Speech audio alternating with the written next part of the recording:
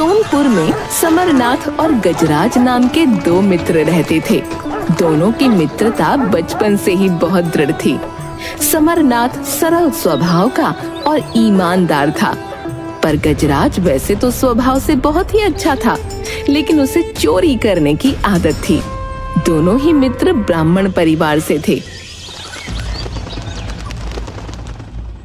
समरनाथ रोज शाम को अपने मित्र गजराज के घर पर बैठकर उससे अच्छी अच्छी बातें करता, उसे कहानी सुनाता। गजराज को भी समरनाथ की बातें सुन बड़ा ही अच्छा लगता था। एक दिन समरनाथ गजराज से, मित्र, तुम ये चोरी करने की आदत छोड़ क्यों नहीं देते हो? अगर चोरी ना करूं तो क्या करूं मित्र? दूसरा कोई रास्ता भी तो नहीं है। ऐसा नहीं है, चोरी के सिवाय और भी बहुत से कार्य हैं जो तुम कर सकते हो। तुम मेहनती हो, बलशाली हो। तुम फिर शुरू हो गए। तुम जानते हो, मुझे ज्यादा मेहनत करना पसंद नहीं है, और एक बार चोरी कर लो, कुछ अच्छा बड़ा हाथ लग जाए तो कुछ दिनों तक आराम भी तो होता है उसमें। तुम नहीं सुधरने वाले, और तुम भी सुधरने वाले नहीं हो मित्र। मैं जानता हूं तुम मुझे न्याय प्रिय बुरे कर्मों का फल इस तरह की कहानी क्यों सुनाते हो। मैं कोई छोटा बच्चा नहीं हूं। हम दोनों एक दूसरे को अच्छे से जानते हैं, इसीलिए शायद हम इतने अलग होकर भी इतने अच्छे मित्र हैं। सत्य कहा तुमने। हमारी मित्रता के आगे हमारे आचार और विचार सब छोटे पड़ जाते हैं। बहुत समय तक समरनाथ गजराज को नैतिक कहानियां सुनाता रहा, क्योंकि वो जानता था कि एक न एक दिन गजराज पर इन बातों का असर जरूर होगा, और ऐसा हुआ भी। एक दिन गजराज और समरनाथ बैठे हुए बातें कर रहे थे। मित्र, तुम्हें पता है, कल रात में सिपाहियों के हाथ आते आते बचा। क्या हो गया था? विस्तार से बताओ। कल मैं चोरी करने नगर के सेठ के घर गया था। मैं जैसे ही सेठ के घर के अंदर गया, वैसे ही सेठ की पत्नी को न जाने कैसे पता चल गया कि घर में कोई है, और उसने जोर से शोर मचाना आरंभ कर दिया। फिर क्या हुआ मित्र? तुम वहां से कैसे बाहर निकले? बस मित्र, तुम्हारे भगवान ने ही कल मुझे बचा लिया।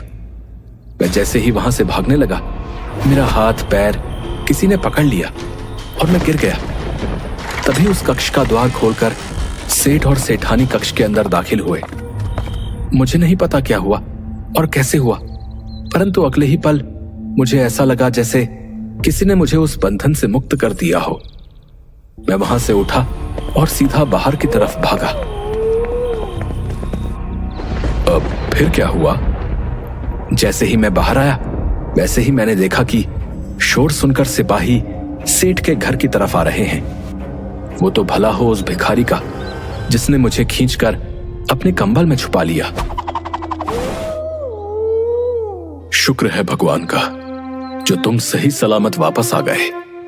मैंने तुम्हें बार बार समझाया है कि ये चोरी करना छोड़ दो, परंतु तुम तो मेरी बात मानते ही नहीं हो। नहीं मित्र, कल तो मुझे सच में ऐसा लगा कि आज मेरे जीवन की आखिरी चोरी है। शायद मेरे कर्मों का फल भी मुझे दिखने लगा था, परंतु न जाने कैसे मैं उस बंधन से मुक्त हुआ और कहां से वो भिखारी आ गया। ये सब शायद तुम्हारी संगत का ही असर है, जो आज मैं तुम्हारे सामने सही सलामत बैठा हूं। फिर तुमने क्या विचार किया? किस बारे में? अभी भी यही पूछ रहे हो? किस बारे में? मैं समझ गया। मैं तुमसे वादा करता हूं कि मैं आज के बाद कभी चोरी नहीं करूंगा, परंतु एक चीज जरूर कहना चाहूंगा। बोलो मित्र, क्या बात है? मैं सिर्फ साल में एक बार दिवाली के दिन चोरी करूंगा। ठीक है, और मैं ये भी वादा करता हूं कि उस दिन भी सिर्फ एक बार ही चोरी करूंगा। समरनाथ खुशी से गजराज को अपने गले से लगा लेता है। उस दिन समरनाथ की बरसों की तपस्या पूरी हो गई थी। उसका मित्र अब चोरी करना छोड़ रहा था। कई महीने गुजर गए और गजराज ने कोई चोरी नहीं की। वो सिर्फ दिवाली के दिन ही चोरी करता था। इस तरह कई साल बीत गए और दूसरी तरफ समरनाथ की पुत्री विवाह योग्य हो गई। समरनाथ गजराज से, मित्र, आज मैं बहुत प्रसन्न हूँ। आज मैंने अपनी पुत्री का विवाह तय कर दिया है। ये तो तुमने बहुत अच्छी खबर सुनाई। कब का शुभ मुहूर्त तय किया है विवाह के लिए? बस 2 माह बाद का ही। परंतु 2 माह बाद क्यों? क्या उसके पहले लग्न का कोई शुभ मुहूर्त नहीं है? मुहूर्त तो है मित्र, लेकिन विवाह के लिए तैयारी भी तो करनी होगी। इसके लिए पैसों की आवश्यकता होगी। इसलिए मैंने 2 माह के बाद का मुहूर्त ही उचित समझा। हाँ मित्र, ये तो तुम सत्य कह रहे हो। पुत्री का विवाह एक पिता के लिए बहुत बड़ा अवसर होता है। अगर तुम्हें मेरी किसी भी तरह की कोई आवश्यकता हो तो जरूर बताना। अवश्य बताऊंगा मित्र। अगर तुम्हें नहीं बताऊंगा तो किसको बताऊंगा? समरनाथ पुत्री के विवाह के लिए 500 रुपए का प्रबंध कर रहा था, लेकिन वो 500 रुपए नहीं जुटा पा रहा था। वो अपने नगर के बहुत से लोगों के पास गया, पर किसी ने उसकी मदद नहीं की। वो नगर के सेठ के पास गया और उससे विनती की। सेठ जी, मैंने अपनी पुत्री का विवाह तय कर दिया है, जिसके लिए मुझे 500 रुपए की आवश्यकता होगी। अगर आप मुझे 500 रुपए दे दें तो आपकी बड़ी कृपा होगी। मैं अपने पूजा पाठ में यजमानों द्वारा दिए गए धन से आपको धीरे धीरे ये राशि वापस कर दूंगा। मैं तुम्हें धन अवश्य दे देता समरनाथ, परंतु तुमसे पहले अपने एक रिश्तेदार को धन देने का मैं उससे वादा कर चुका हूँ। सेठ जी, फिर भी देख लीजिए, मुझे तो बहुत बड़ी राशि नहीं चाहिए और मैं आपका धन अवश्य लौटा दूंगा। तुम कैसी बातें करते हो? तुम तो हमारे नगर के बहुत ही अच्छे ब्राह्मण हो। भला तुम झूठ थोड़ी ही बोलोगे। मुझे पता है तुम धन लौटा दोगे, परंतु मैं अभी तुम्हारी कोई मदद नहीं कर सकता हूँ। समरनाथ उदास होकर लौट आया। अब तक वो समझ चुका था कि सब लोग उसे किसी न किसी बहाने से टाल रहे हैं। शाम को वो अपने मित्र के पास बैठा था। क्या बात है समरनाथ, तुम बहुत चिंतित दिख रहे हो। क्या करूं मित्र, पुत्री के विवाह के लिए धन का प्रबंध नहीं हो पा रहा है। मैं नगर में सबके पास गया, लेकिन किसी ने भी मेरी कोई मदद नहीं की। मैं पुत्री का विवाह तभी कर सकूंगा जब मेरे पास धन होगा, अन्यथा मेरी पुत्री का विवाह नहीं हो सकेगा। हाँ मित्र, ये तो तुमने सत्य कहा। बिना धन के विवाह कैसे होगा? क्या तुम मेरी मदद कर सकते हो? मेरे पास अगर 500 रुपए होते तो तुम्हारे कुछ कहने से पहले ही मैं तुम्हें दे देता मित्र। नहीं नहीं मित्र, तुम गलत समझ रहे हो। मैं भली भांति जानता हूं कि अगर तुम्हारे पास धन होता तो तुम मुझे दे देते। मैं तो ये कहना चाहता हूं कि यदि तुम मुझे नगर में किसी के द्वारा 500 रुपए दिला दो तो मैं विवाह के उपरांत दूसरे नगर जाकर के धन कमाकर जल्द से जल्द वो धनराशि वापस कर दूंगा। मैं तुम्हारी समस्या समझ रहा हूं मित्र, लेकिन मैं क्या करूं? मुझे स्वयं समझ में नहीं आ रहा। अब तो मैं चोरी भी नहीं करता, अन्यथा मैं कहीं ना कहीं से तुम्हारे लिए धन का प्रबंध अवश्य कर देता। अब मैं सिर्फ दिवाली के दिन चोरी करता हूं, और दिवाली को तो अभी पूरे 8 माह बचे हैं। अब मैं क्या करूं? मित्र, मैं सच में बहुत चिंतित हूं। मुझे नहीं पता, परंतु अब मेरी अंतिम राह तुम ही हो। तुम कहीं से भी मुझे 500 रुपए दिला दो, अन्यथा मेरी कन्या का विवाह नहीं हो सकेगा। मित्र, मैं 3 दिनों में धन का प्रबंध करने की कोशिश करता हूं, परंतु अगर मैं वापस नहीं आया तो तुम मेरी प्रतीक्षा मत करना। अब क्या करने वाले हो? मुझ पर भरोसा रखो। ठीक है, जब तक तुम वापस नहीं आओगे तब तक मैं यहीं पर खड़ा होकर तुम्हारी प्रतीक्षा करूंगा और ईश्वर से तुम्हारे सकुशल वापसी की प्रार्थना करता रहूंगा। समरनाथ दोनों हाथ जोड़कर भगवान से प्रार्थना करता हुआ वहीं खड़ा हो गया। दूसरी तरफ गजराज चोरी के उद्देश्य से निकल पड़ा। कुछ समय बाद वो नदी पार करने के लिए पानी में उतर ही रहा था, तभी किसी ने उसे आवाज लगाई। गजराज ने पीछे मुड़कर देखा तो वो नगर का व्यापारी था जो व्यापार के लिए जा रहा था। नदी गहरी नहीं थी तो लोग चलकर भी उस नदी को पार कर लिया करते थे। व्यापारी गजराज से बोला, मित्र, क्या आप नदी पार करने में मेरी मदद करेंगे? जरूर करूंगा, आप मेरा हाथ पकड़ लीजिए। व्यापारी ने अपनी पोटली गजराज को दी और गजराज ने व्यापारी का हाथ पकड़ पोटली अपने सिर पर रख ली और नदी पार कराने लगा। 2-4 कदम ही आगे गया था तभी एक पक्षी की आवाज आई, जिसे सुनकर गजराज ने अपना सिर हिलाते हुए कहा, नहीं। थोड़ा आगे जाने के बाद फिर से पक्षी ने आवाज लगाई और गजराज ने वही बात दोहराई। नदी के उस पार पहुंचकर व्यापारी गजराज से बोला, मित्र, क्या मैं आपसे एक प्रश्न पूछ सकता हूँ? जी अवश्य, बोलिए, आपको क्या पूछना है? जब हम नदी पार कर रहे थे तो पक्षी ने आवाज लगाई और आपने नहीं नहीं कहकर सर हिलाया।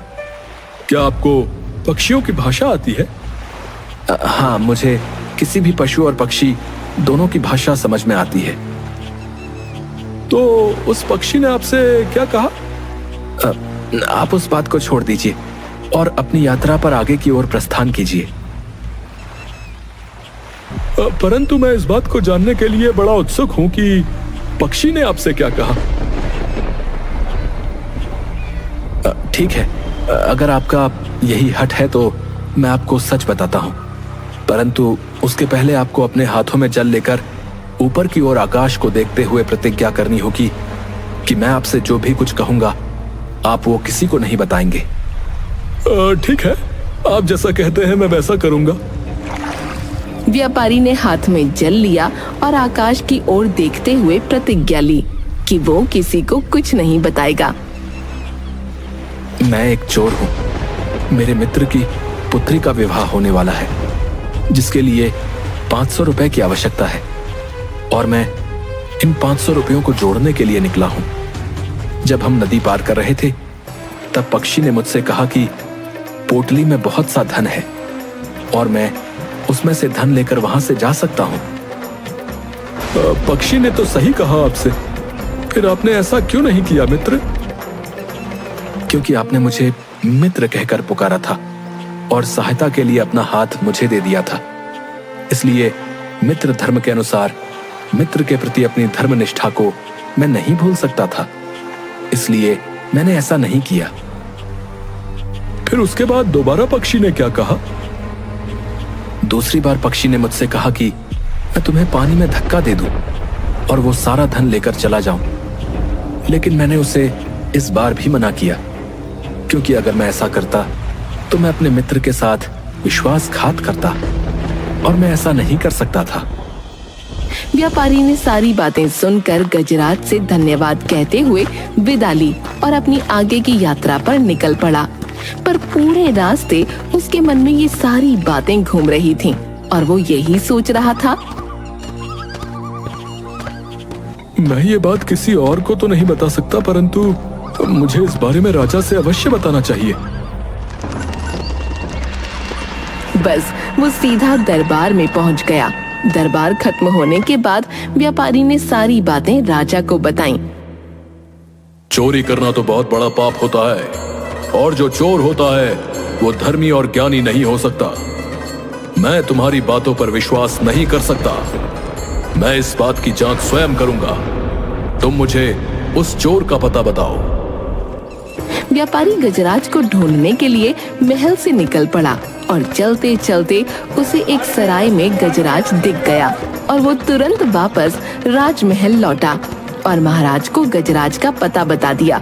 महाराज ने 2 रोटियां एक पोटली में बंधवाई और वेश बदलकर साधारण व्यक्ति बनकर उस सराय में पहुंच गए। गजराज को देखते ही राजा ने एक अनजान व्यक्ति की तरह बातचीत शुरू की।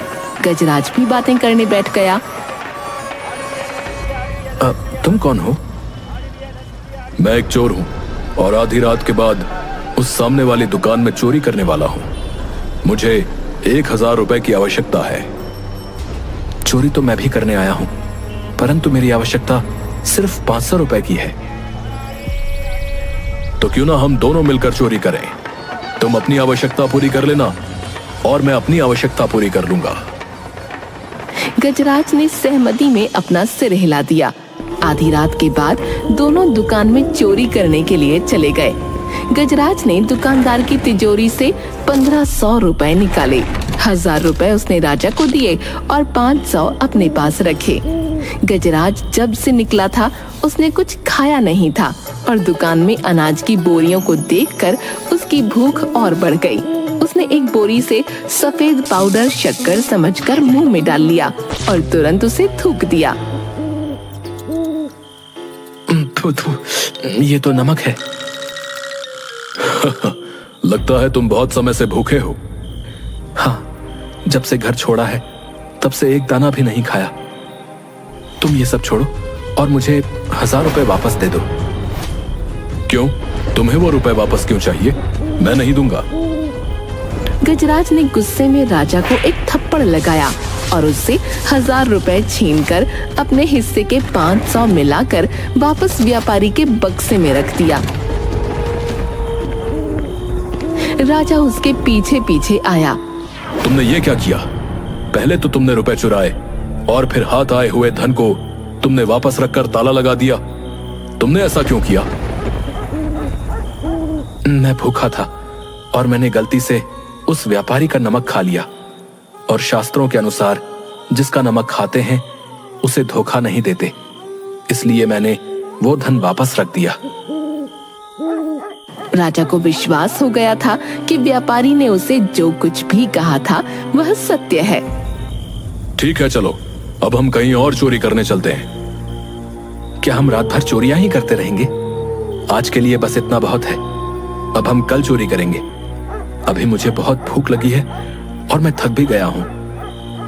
ठीक है, मेरे पास 2 रोटियां हैं। एक रोटी तुम खा लो और एक रोटी मैं खा लेता हूं। कल रात हम इसी जगह पर फिर से मिलेंगे और कहीं और चोरी करेंगे। राजा वहां से चला गया और दूसरी रात फिर से वेश बदलकर वापस आया और अपने साथ गजराज के लिए रोटियां लेकर आया था। उसने गजराज को रोटियां दी। गजराज ने रोटियां खाईं। मित्र, चलो आज हम राजा के महल में चोरी करने चलते हैं। वहां बहुत सा धन है और हमें आसानी से मिल जाएगा। परंतु मुझे राजमहल के बारे में कुछ भी नहीं पता। हम वहां कैसे चोरी करने जाएंगे? मुझे सारे रास्ते पता हैं। तुम मेरे साथ चलो। राजा गजराज को लेकर अपने महल की ओर चल दिया। राजा को अपने पहरेदारों को भी परखना था। महल के 3 द्वार पर पहरेदार बैठे थे और चौथे पर एक कुत्ता। राजा ने देखा कि सारे पहरेदार और कुत्ता सोया हुआ है। राजा ने गजराज को खजाने का रास्ता बताया। गजराज ने द्वार का ताला तोड़ा। वैसे ही पक्षी ने आवाज दी और कुत्ता भौंकने की जगह पिनपिनाने लगा। जब गजराज तिजोरी का ताला तोड़ रहा था तब फिर से पक्षी ने आवाज दी और कुत्ता फिर से पिनपिनाया। गजराज ने तिजोरी में से 1000 रुपए अपने साथी के लिए और 500 रुपए अपने लिए जैसे ही निकाले वैसे ही फिर से पक्षी ने आवाज दी और कुत्ता पिनपिनाया। गजराज ने धन तिजोरी में वापस रख दिया और अपने साथी को अंदर बुलाया और उसके पैरों में गिर गया। महाराज, मुझे माफ कर दीजिए। आप जो सजा देंगे मैं उस सजा के लिए तैयार हूँ, परंतु मेरी आपसे एक ही विनती है, बस मेरे मित्र तक 500 रुपए भिजवा दीजिए। उस 500 के बदले आप मुझे जैसी भी सजा देंगे मैं उस सजा के लिए तैयार हूं। तुम्हें क्या हो गया? तुम मुझे महाराज क्यों कह रहे हो? महाराज, मैं आपका चोर हूं और आप मेरे स्वामी हैं। आपने मुझे रंगे हाथों पकड़ लिया है। आप जो दंड देना चाहें मुझे दे दीजिए। बस 500 रुपए मेरे मित्र के पास भिजवा दीजिए, क्योंकि उसकी पुत्री का विवाह है। परंतु तुम्हें कैसे पता चला कि मैं राजा हूं? जब मैंने द्वार का ताला तोड़ा तो पक्षी ने आवाज दी, खजाने में चोर घुस आया है और तुम सो रहे हो। तुम बड़े नमक हराम हो। मैं तब भौंकता हूं जब चोर आता है, परंतु ये चोर नहीं, ये तो महाराज है, महाराज है। मुझे कुत्ते की बात पर यकीन नहीं हुआ। फिर मैंने जब तिजोरी का ताला तोड़ा तब फिर से पक्षी ने यही बात कही और कुत्ते ने वही उत्तर दिया कि मैं तब भौंकता हूं जब चोर होता है। ये तो स्वयं महाराज हैं। परंतु जब तीसरी बार पक्षी ने अपनी बात को दोहराया और कुत्ते ने भी वही उत्तर दिया तो मैं समझ गया कि आप चोर नहीं हैं, आप राजा हैं। महाराज, मेरी आपसे सिर्फ इतनी ही विनती है कि आप 500 रुपए मेरे मित्र के पास भिजवा दीजिए। मेरे लिए आप जो भी सजा तय करेंगे मुझे वो मंजूर होगी। अगली सुबह राजा ने अपने दरबार में सलाहकारों को बुलाया और सारी बात उनसे बताई। महाराज, ये सारी बातें और ज्ञान मैंने अपने मित्र समरनाथ से सीखा है और ये चोरी भी मैं उसी की पुत्री के विवाह के लिए करने आया था। उसकी मित्रता और सदाचार की शिक्षा ने मुझे सही रास्ते पर कर दिया। अब मैं दीपावली के दिन कुछ खाने पीने का सामान चोरी कर लेता हूं। उसके सिवा मैं कुछ भी चोरी नहीं करता। परंतु आज मैंने ये संकल्प सिर्फ इसलिए तोड़ा क्योंकि मैं अपने परम मित्र की सहायता करना चाहता था। मेरी आपसे विनती है कि आप मेरे मित्र तक 500 रुपए भिजवा दीजिए, क्योंकि वो मेरी प्रतीक्षा में खड़ा होगा। मैंने उससे वादा किया था कि मैं 500 रुपए लेकर वापस आ जाऊंगा।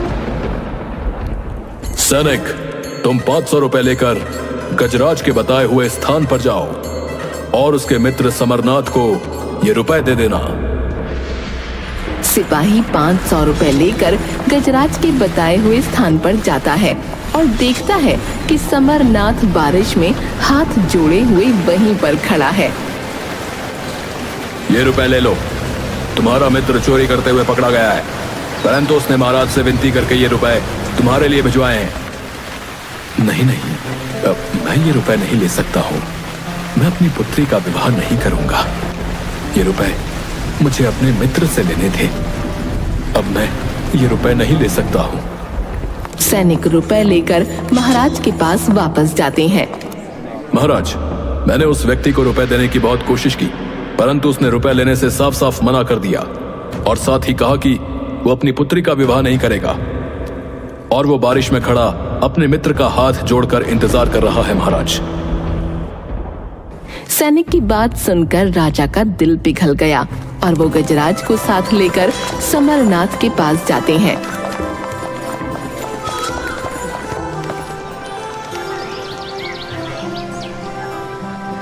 और 500 रुपए देते हैं। उन पैसों से गजराज और समरनाथ मिलकर समरनाथ की पुत्री का विवाह खुशी खुशी संपन्न करते हैं। इस तरह अच्छे व्यक्तियों का साथ होने से हमारी कुबुद्धि भी सुबुद्धि में परिवर्तित हो जाती है।